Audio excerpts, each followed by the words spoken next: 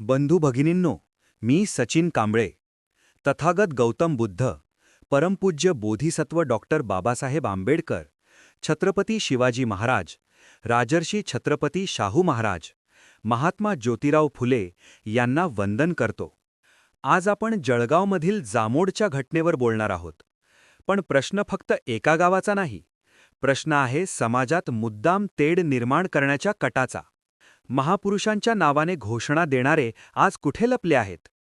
जे प्रत्येक मंचावर मोठमोठ्या गप्पा मारतात ते आज शांत का? जे असे घाणेरडे कृत्य करतात त्यांच्यावर कडक कायदे का लावले जात नाहीत, ज्यामुळे पुन्हा कोणीही अशी हिंमत करणार नाही? आणि एक प्रश्न मी तुम्हालाच विचारतो. बहुतेक वेळा अशी कृत्य फक्त आपल्याच समाजावर का होतो? यामागचं खरं कारण आपण कधी स्वतःला विचारलं आहे का? हे थांबवणार कोण? कारण काही जणांना अशाच गोष्टींवर राजकारण करायचं असतं. ते मुद्दाम जखम कुरतडतात, समाजात तेढ पेरतात आणि मग स्वतःच तारणहार बनून फिरतात.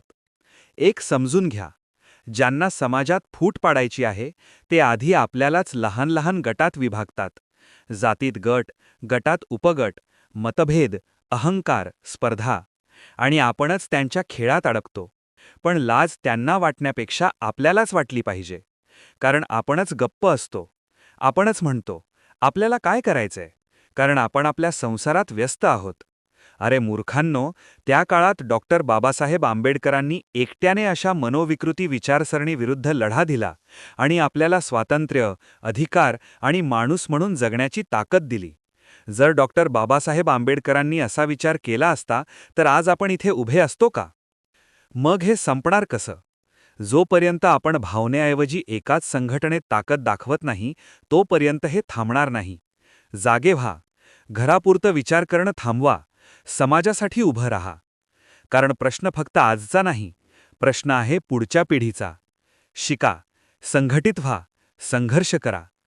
जय भीम, जय संविधान.